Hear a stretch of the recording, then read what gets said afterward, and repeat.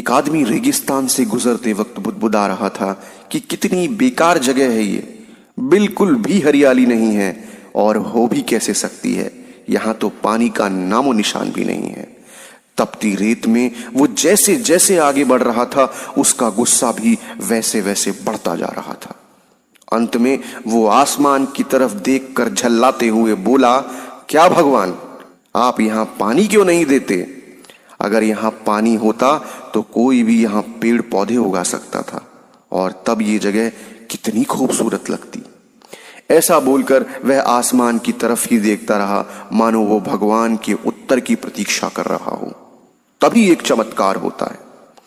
नजर झुकाते ही उसके सामने एक कुआं नजर आता है। वह उस इलाके में बरसों से आता जाता था, पर आज तक उसे वहां वो कुआं नहीं दिखाई दिया था। वह आश्चर्य में पड़ गया और दौड़कर कुएं के पास गया।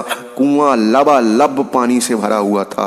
उसने एक बार फिर आसमान की तरफ देखा और पानी के लिए धन्यवाद करने की बजाय बोला, पानी तो ठीक है, लेकिन इसे निकालने के लिए कोई उपाय भी तो देना चाहिए। उसका ऐसा कहना था कि उस कुएं में बगल में पड़ी रस्सी और बाल्टी दिख गई। एक बार फिर उसे अपनी आंखों पर यकीन नहीं हुआ। वह कुछ घबराहट के साथ आसमान की ओर देखकर बोला, लेकिन मैं ये पानी ढोऊंगा कैसे? तभी उसे महसूस होता है कि कोई उसके पीछे उसे छू रहा है। पलटकर उसने देखा तो एक ऊंट उसके पीछे खड़ा था।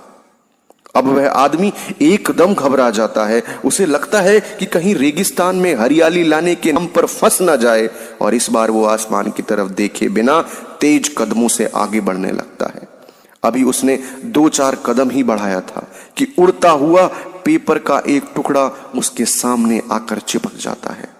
उस टुकड़े पर लिखा होता है, मैंने तुम्हें पानी दिया, बाल्टी दी, रस्सी दी, पानी ढोने का साधन भी दिया।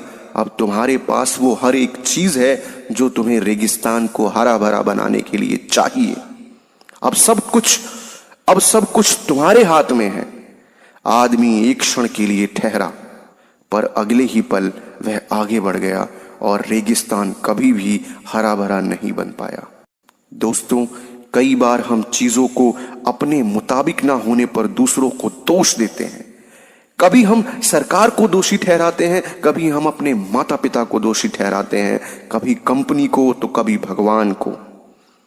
पर इस ब्लेम गेम के चक्कर में हम इस इंपॉर्टेंट फैक्ट को इग्नोर कर देते हैं कि एक इंसान होने के नाते हम में वो शक्ति है, वो सामर्थ्य है कि हम अपने सपनों को पूरा कर सकते हैं, साकार कर सकते हैं। शुरुआत में भले ही लगे कि ऐसा कैसे संभव है, पर जिस तरह इस कहानी में उस इंसान को रेगिस्तान हरा भरा बनाने के सारे साधन मिल जाते हैं, उसी तरह हमें भी एफर्ट करने पर अपना गोल अचीव करने के लिए सारे जरूरी रिसोर्सेज मिल जाते हैं।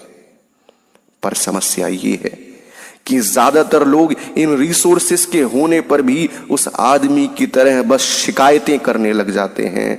अपनी मेहनत से अपनी दुनिया बदलना नहीं चाहते।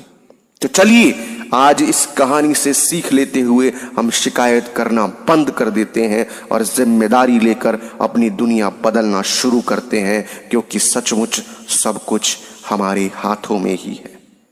अयम में हस्तो भगवान अयम में भगवत्तर है, अर्थात ये हाथ ही भगवान है और ये भगवान से भी बलवान है।